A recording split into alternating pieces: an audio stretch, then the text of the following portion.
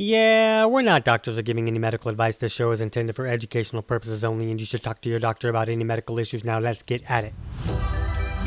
Welcome to Chat the Fat, where nutrition authors Nissa Gron and TC Hale are going to break down common low-carb mistakes.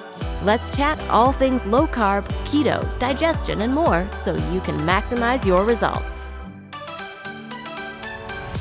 Hey, good people. Welcome back to Chat the Fat. This is episode 82.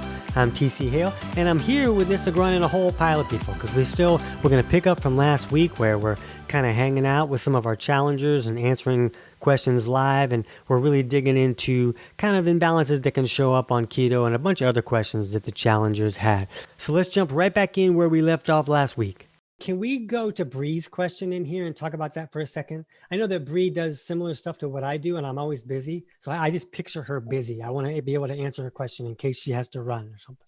Yes, we will get to her question right now.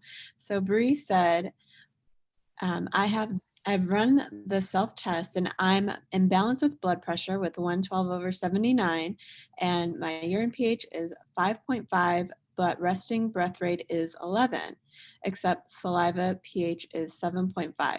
My question is that I have been diagnosed with Crohn's disease and have been taking meds for 15 years.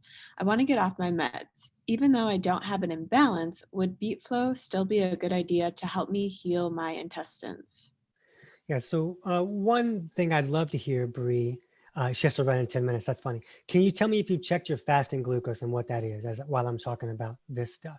So when you're looking at blood pressure, it says that you're balanced at 112, but it's like you're barely, like if you just blinked wrong the wrong way, you would all of a sudden be, well, unbalanced because you'd be less than 112. So you want to kind of monitor that a little bit. Are you going a little bit higher, a little bit lower, all that kind of stuff. Not yet. I hate needles. That's hilarious. I love it. I see people like that a lot. It's legit. Like when I make a video where I'm going to show pricking the blood, I say we're about to prick blood because I don't want somebody to like pass out their computer while they're watching. There's blood on that finger because it's a legit thing for a lot of people. So it's not something that's just in your head. It's a legit fear. But that is a number that you would want to know, Bree, because if that number is high, which you have some issues that are leaning towards catabolic. Your pHs are very catabolic, and the loose stool is a very strong catabolic marker. It's a yelling marker. So if your blood sugar is high, then that is part of the formula that makes that blood pressure. So you might have dirt for minerals, like almost nothing, but if your blood sugars are high, then the blood is thickening from the sugars and not the minerals. So you would still be electrolyte deficient. And it says the stool is not loose at all since she started keto, which is great. But you did say that you're using some meds to keep the stool loose. So if somebody has high blood pressure and they're using blood pressure lowering medications, and then their blood pressure is 115/80, they don't have balanced blood pressure. They have an electrolyte excess and balance, and the medication is just synthetically altering that. So the person is still viewed as having that issue in the way that we view it. Just the med is kind of canceling out that symptom by altering how the body is working. So that's kind of how I look at IBS and Crohn's and all of the loose stool issues, is that the drugs change how the body operates. It changes how it reacts to inflammation, all those things. So it's not really fixing the problem, it's just removing the symptom. So in those cases, especially like say a person's like, hey, I reduced my meds and I started to have loose stools again, kind of thing, then we really want to work on the underlying cause of the problem, which is normally bile not flowing correctly and possibly a catabolic imbalance contributing to that. So those would be the two things that I would want to work on.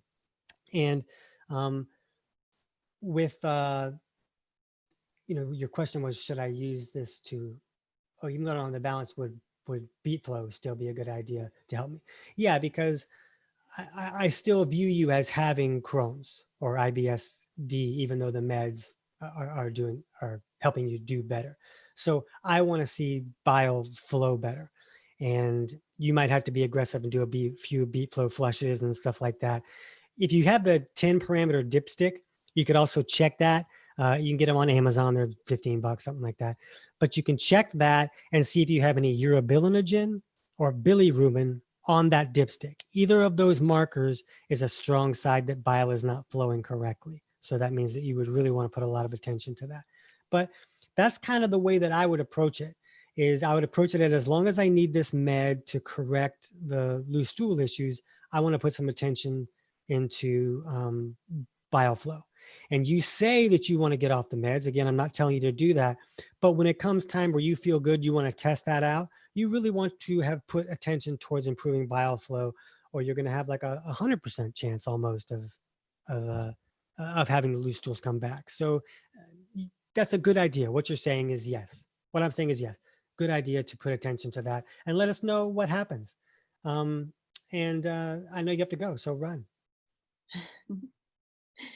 Run. Okay, so moving on to more questions. Uh-huh. All right, so one question we had recently comes from Marisol, and I think this is a good one because it's probably happening a lot these days, and especially around Halloween, all the candy. She said, well, I caught a cold from my kiddo with no fever. I took the only thing we had and it spiked her blood sugar, and she had a photo of Thermoflu. She said her normal morning reading is in the 80s, but instead it was 101. So what would you recommend for a stuffy nose and cough while following keto? And what did you say to her? I saw you said something. I didn't get to see it all. Yeah, so one thing before keto that I used to follow was like that.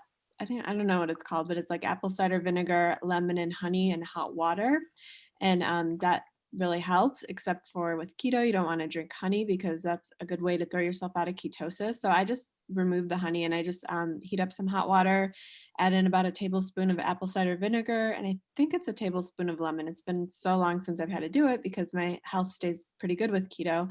And then I usually add in some salt just for electrolytes. Right. And, you got to keep in mind that anytime someone is selling something to the public, pretty much no matter what it is, if it's consumable, it has to be delicious or people won't buy it because most people don't understand the things that we understand. So they have to make it delicious, and medicine is nasty. So they got to put a lot of sugar in there and all these flavors and things to make it where a person will be like, oh, okay, I can take that. So those kind of things are going to really spike blood sugar and knock a person out of ketosis a lot of times.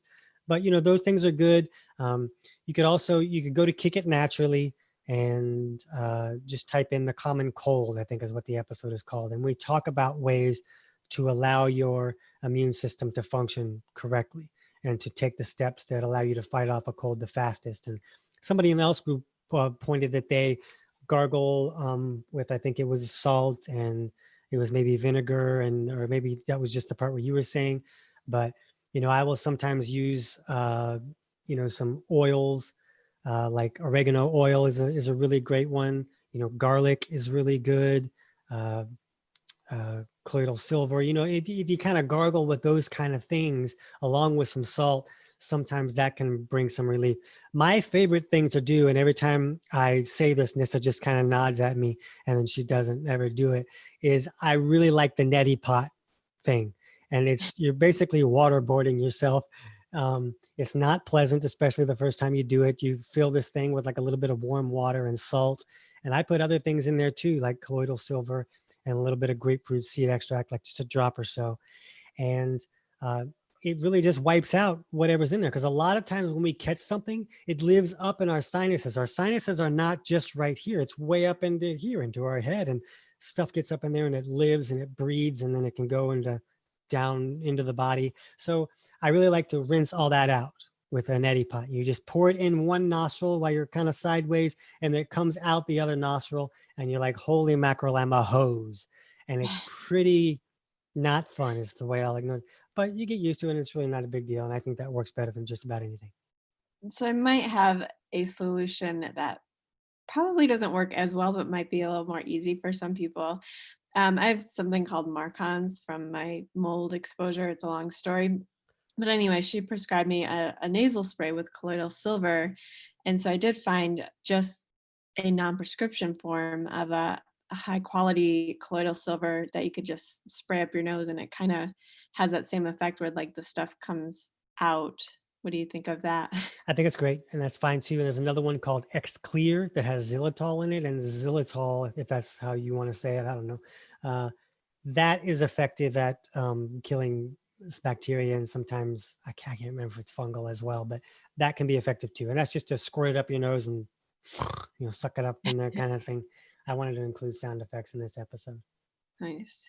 Yeah. So I've been because I was in a moldy environment a few weeks ago, and ever since it's been coming back. So the colloidal silver spray has been helping me a lot. So that's another option besides Right, waterboarding. that's a great one. Waterboarding. And if you can open that bottle and take like 4 or 5 drops of grapefruit seed extract and put it in there, it will help even more, because colloidal silver is really good at wiping out bacteria and not as good at fungal or mold issues, but it's still okay at it. It still helps, but the GSE is like way good. Okay. All right. Moving on to the next question we got from Anna, and she said that she still has not learned to eat to satiety. She fills her plate with what she thinks she can eat and never gives it a second thought.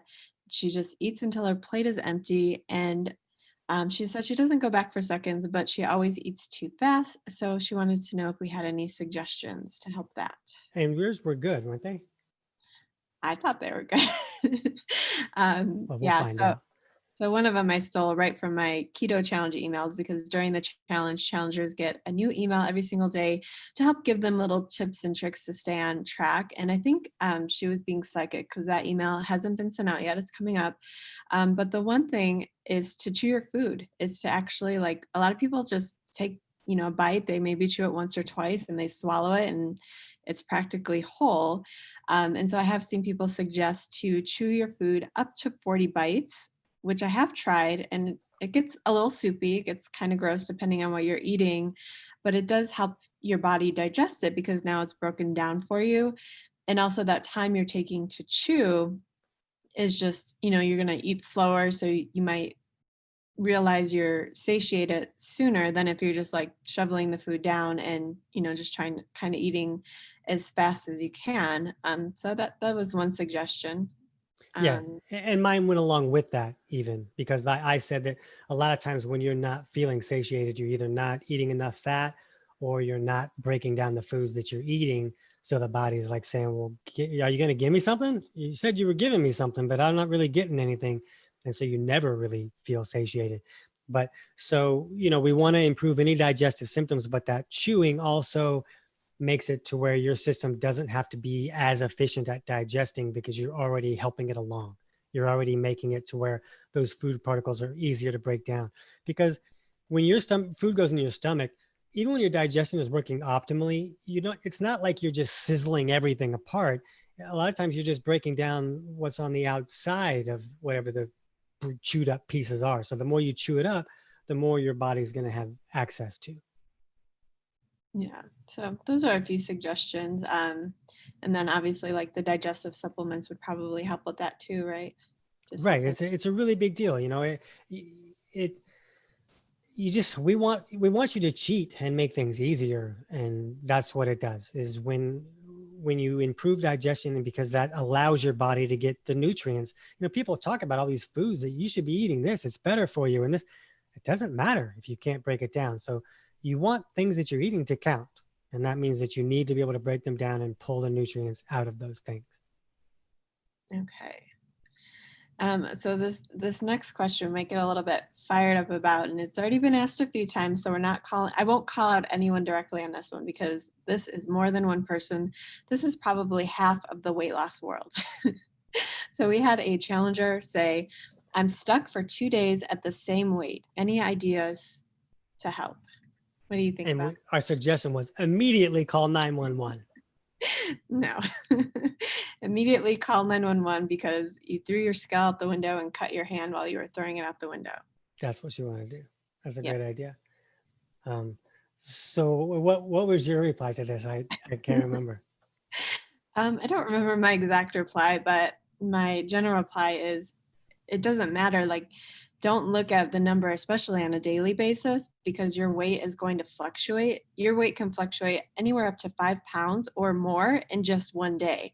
So you might step on the scale today and be 150, and you might step on an hour from now and be 155. And it doesn't mean that you gained 5 pounds of fat in an hour. It just means the scale fluctuated, and you shouldn't rely on the scale for your weight loss results. Yeah, and Nis and I are laughing about this right now, but I mean, how many times do we see somebody who is trying to lose weight that doesn't have the same viewpoint? It's everybody. Everybody's like, man, the scale's not doing it. Something's wrong. I got to change everything I'm doing. And that's why I am much more dogmatic about this than Nissa. Nissa likes the scale sometimes. I just don't like people to use it unless they're looking, like at the most every 2 weeks kind of thing, just because it messes with your brain and it lies to you. I really like people to um, look at their belly button measurement. I want them to measure that because that doesn't lie. Do it first thing in the morning, right at your belly button, mark it down in your calendar, and then that's going to tell you if you're moving in the right direction or not. The scale can go up because you gained a muscle. Maybe you lost 5 pounds of fat, but you gained 7 pounds of muscle, and now you're up 2 pounds. And my diet doesn't work. You just did awesome things. You just lost all that fat and gained muscle. It's amazing. That's exactly what you want to do. But the scale is telling you that what you're doing is wrong, and so you change it. And it makes sense that why people go through 70 different diets in a lifetime. So it's not that I like the scale, because I don't, but I think it's valuable for two reasons. One is because I am a former yo-yo dieter, and I know no matter how many times you tell me not to step on the I know. scale, I I'm know. still getting on the scale. So I feel like we need to give people reliable strategies to use with that information. And so I feel like when you do step on the scale, whether you do it daily and you're, tracking your average weight, whether you're doing it once a week or once a month, that you need to look at it as data. You can't be happy about the number, even if you lost 10 pounds. I don't want you to be excited about it. And you can't be upset about it. Like, you can't let the scale rule your emotions. And I know it's going to take work to get there. It took me work to get there. But now I step on the scale and I just look at it as a guidance, like, okay, that's where I'm at. And now I know what I need to do. Like, if I want to stay the same or if I want to lose weight, because there are people who don't step on the scale for years and then all of a sudden they step on it and they're like 30 pounds heavier and they have no idea. Right. So And what you just said is brilliant. It's a piece of data. That's why we're here, for the brilliance of Nisagran. Is to make that make sense. I've learned a lot of hard lessons, and that is definitely one I think 99% of dieters need to learn. It's just data. It's not your self-worth. It doesn't talk about how you did that day. It's just data. What I'm excited about, though, is that she said she's been the same way for 2 days, but she had been doing this for, like 8 days at that point, which means that things must have been going really well if she had been going down every day before that. So that's pretty exciting. Yeah, and when you do start keto, the scale will go down. We are coming up to week 2 of our keto challenge, and if you're stepping on the scale, there's going to be a lot of unhappy people. I try to prepare people. I try to get it out there, because week 2 is not fun for maybe it's fun for Jason. He's probably the only one Right. because he's dropping like 25 pounds a challenge, but it's not really fun for anyone else. Right. So just take it in context to what it really is, and measure your weight, because if things aren't working well, you really do want to make adjustments. You don't want to be like, we're not saying, oh, just stick it out, you can do it. That's not what we're saying. We're saying you want to look at the right information to make the right adjustment. So look at your measurement, and then you can view that in context with what you see on the scale, and that's better. Okay. Candace just chimed in. I want to catch on that if we can. Yeah, when we were talking about Candace, you said to throw her apple cider vinegar in the trash, but she thought it was similar to HCl, just in a less concentrated form. So it's similar in that it can acidify the food, but it's only a little bit. So I really like to use apple cider vinegar if someone just needs a little bit of a boost as far as acidifying goes, and they're not too anabolic. So the way you were viewing that was really right. You weren't doing anything horrible or offensive, because your pHs didn't look horribly anabolic, even though they were close together. So you might not have understood that that was an anabolic marker. And I just don't like seeing people who have dealt with anxiety doing a lot of things that'll push them to anabolic. So I'd much rather just a person use a small amount of HCl instead of using apple cider vinegar in that particular case. But apple cider vinegar is not bad. If somebody's catabolic, it's great. And if they just need a little bit of boost, they don't really need a lot of acidification, their body's doing a lot on their own, then it can be great for that too. And what do you think about the health benefits? Like when I talked about putting it in a tea with lemon juice, do you do that anyway? Well, there's books that are written just about the miracle of apple cider vinegar, and you read through the books, and it's just kind of funny because all these things that apple cider vinegar supposedly cures are things that are caused by an inability to acidify your food or catabolic imbalances. So, if somebody's dealing with either of those things, apple cider vinegar can benefit those issues. But if someone's constipated and has anxiety and all these anabolic markers, and they started using a lot of vinegar, they're going to make themselves worse. Okay. Okay. We had a question from Karen, and she said that her blood pressure starts out high in the morning, so she's around 152 over 86, but by noon it's all the way down to 131 over 84. Is it okay as long as it goes down since she doesn't want to go back on medication? Right. And I let her know that blood pressure is normally, especially with a high blood pressure person. Unfortunately, this is not the case with low blood pressure people. But if someone has high blood pressure, there's a lot of filth or excess minerals in the system that the body is having a hard time getting rid of. And that's why blood pressure is high in most cases, or it's at least a contributing factor. So overnight, the body is doing a lot of those processes of cleaning everything out, and it's putting all of this filth in the blood so that it can be filtered out and removed from the body. And so when you wake up and take your blood pressure, it's still doing those processes and junk is being filtered out. And so your blood your blood is going to be thicker and the pressure is going to be higher. So we don't view the fasting blood pressure reading at all. For fasting, we only want to look at your fasting glucose. All the other self tests that you do, we want to do at least 2 hours after a meal, but not first thing in the morning. Okay, and she has 131 over 84 is still a little bit high, but a lot of people when they follow keto, it actually starts to come down. Right, it does because they're removing the carbohydrates, which the glucose thickens the blood. And when insulin comes down, the body will also pee out more salts and minerals. So blood pressure can come down that way too. And 131 is not enough, high enough to be concerned. That's still in a range. I think it's 133 or 4 or something like that when we start to say, let's start taking a little bit of steps. But, so if somebody really was just 131 over 84, I would just be like, are you drinking any water? Maybe you just want to drink some water. Okay. Okay. We had two more questions. Did you want to do those? Or are we running? I think we have time because this is probably going to be a double episode. Or if everybody It has already time to is. stick around, we'll keep going. All right. Do you have time? That's the question. I have time. Yes. All right, let's do All it. right. So back to Bree. She said that she's seen me mention having problems with dairy, and so she wanted to get our opinion. She loves cheese, don't we all? But recently after lunch, she's been feeling achy all over, and she used to get that way when she would eat sugar. So now that she's following keto, she doesn't have any sugar in her lunch, but she did have 2 ounces of cheese. Now, the first day it happened, she thought maybe it had to do with the raspberries she ate. So on the second day, she didn't eat them, but she still had Gouda cheese and again felt that achy feeling. So she wanted to know if she's having trouble with cheese or if she just needs to eat it with something else. She said that she does not have any trouble with heavy cream cheese, or anything like that. She's never eaten in a way that she could separate out distinctly how specific foods made her feel until now. And she would be very sad if it is the cheese, because that's one of the things that excites her about keto. Right. So for some people with dairy, they're just missing the enzyme that allows the body to break down that dairy. They just need more lactase. And we used to use an enzyme called milk jest. It was really good and really worked well, but they just stopped making it because of all the craziness. The particular enzyme was harder to source. So I don't know if they're going to make it again later, or if we just need to find something else that has a high amount. Because like we use digestozyme as a digestive enzyme, and that has the lactase enzyme in there, but just not very much of it. And when people are really missing it, they really need a high dose to be able to eat cheese and do okay. So that's one possibility.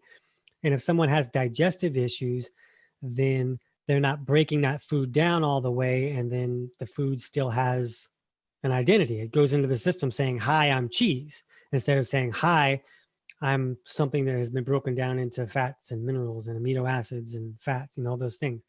So that's when things start to cause trouble and create food sensitivities and such. So if she improved her digestion and was able to fully break down the food, both sides of digestion have to be working to do that, then after a period of time, she may be able to reintroduce cheese and do fine. Uh, and that could be a factor. So there's two things there that are often the case. But some people can also do great with, heavy cream and butter because the proteins in those are different, right? Yeah, I find butter has always been really easy for me to break down. Heavy cream, I keep wanting to say that I'm okay with it, but when I drink too much of it over time, like if I have it in my coffee every single day, then I'll notice after about a week I start to get that achiness and the headaches. I feel like it's building up in my system over time for me Right. personally. And dairy used to be a real problem for me. It would make it where I just couldn't talk. And I do fine on dairy now, and but cream cheese for some reason it just kind of bugs me a little bit. It doesn't shut me down or make it really bad or where I can't talk or anything, but I can tell that it just kind of bugs me a little bit, and that's just because the proteins in there. I've created a sensitivity to that, and I haven't gotten rid of that yet. Sometimes it can take a long time. Sometimes you never really get rid of a sensitivity. Yeah, that's the same thing with me for cream cheese. Like if I eat it more than one day in a row, I'll start to break out again. And really nothing makes my face break out except cream cheese, for some reason. And so it's important to note that different kinds of cheeses. It's not that, you just can't have any cheese ever. You have to test out not only cheese in general, but different kinds of cheese because they affect different people in different ways. Right. Okay, so that answers her question. We got one more to go. This one comes from Kathy, and she wants to know, does eating certain foods throw you out of ketosis, or is it too many carbs throws you out? For example, if I ate a teaspoon of sugar, would I be out? Or as long as I added carbs for my day, would I be okay? So if we're having a huge craving and we satisfy it with a bite, a cup, or whatever, and we're accountable to those carbs, are we okay? I liked what you said about that. I have to remember what I said. Do you remember what I said? I don't remember what you said. I just liked it. Awesome. No, you did say that you really do have to watch what it is because different foods can knock different people out of ketosis. And even it really is for different, it could be for different reasons.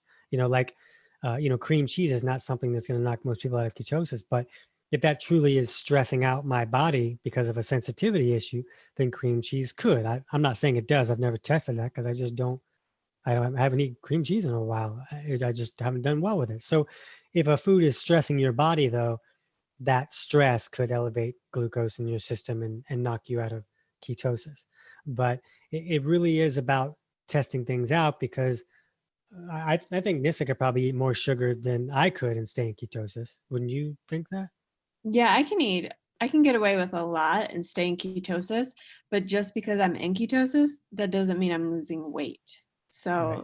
So I have like there are days that I go probably 80 to 100 grams of carbs and I'm still in ketosis and I'm fine. But if I want to lose weight, like if I gain a few pounds back and I want to lose it, I need to stay under 30 carbs. So either way, I'm in ketosis. It's not as great for weight loss for me. Right. And ketosis, it doesn't, if your meter shows that you're in ketosis, it doesn't mean you're not burning glucose at all. It just shows that your body is burning more fat than normally would be the case. And, the goal is to have it burn predominantly fat. But if you're still introducing glucose, even if your body is in ketosis, it's still going to want to burn that glucose too, which is going to restrict the ability to burn stored fat as well. Yes, and it's coming back to me now. So she was talking about eating like a teaspoon of sugar, just as an example, which of course you don't want to do. But I let her know that even some keto friendly foods, so like you said, cheese, like maybe avocados for some people, maybe nuts. So even just because a food is keto friendly, it doesn't mean everyone will stay in ketosis with that food. So like we said, you need to test. There are some people that maybe tomorrow on Halloween, they can have one piece of candy and get away with it, whereas other people, it could throw them out like the very next day. Right. And what's really great is that the more in ketosis you get, you'll start to feel it and you'll just kind of know. Like I've gone out to eat with friends. And a lot of times when I go out to eat, if I haven't done anything in a while, I'll just do whatever I want and know that I can be fine the next day. But sometimes I'm like, I want to stay in strong ketosis. So I'm going to try this barbecue brisket or something. And I'm going to, I know that they're going to put sugar and I'm going to have no extra, barbecue sauce on there or something like that. And I'll think I'll get away with it. And then I'll eat it. And then I'll know afterwards, like, oh yeah, that didn't work at all. I'm totally not doing very good in ketosis right now. And that they clearly put a lot of sugar in whatever that meat was. So you just kind of start to feel it and you just kind of know, and then you can just kind of adjust without even having to test everything once you really get into a good groove. Yeah. And like you said, the longer you're in ketosis, the easier it gets, because there's meals that I've had that I'm like, whoa, there's no way I'll stay in ketosis, and I'm fine. I'm still in it. So Right. works both ways. I see we have a love note from Candace. She said she's so grateful for both of us and finding this group. She feels like she's healing from the inside out. Thank you times a million. That's a very sweet way to end our show. Yes. You're welcome times a million, Candace. Times a million. That's awesome, because that's what we're here for, to help people.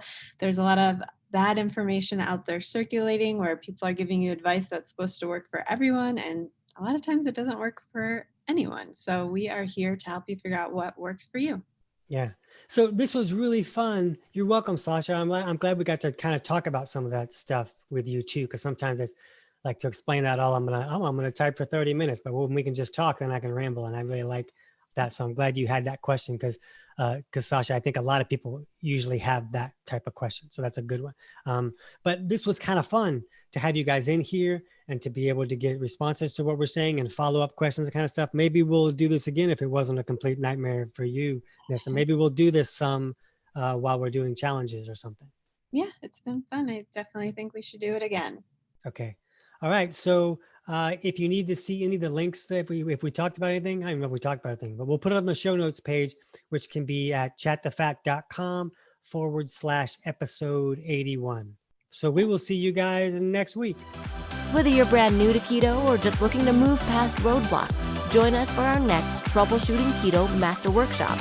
Go to chatthefat.com/workshop to find upcoming dates and register for this totally free event. You just might find your missing piece of the puzzle. Until then, we'll see you next week on Chat the Fat.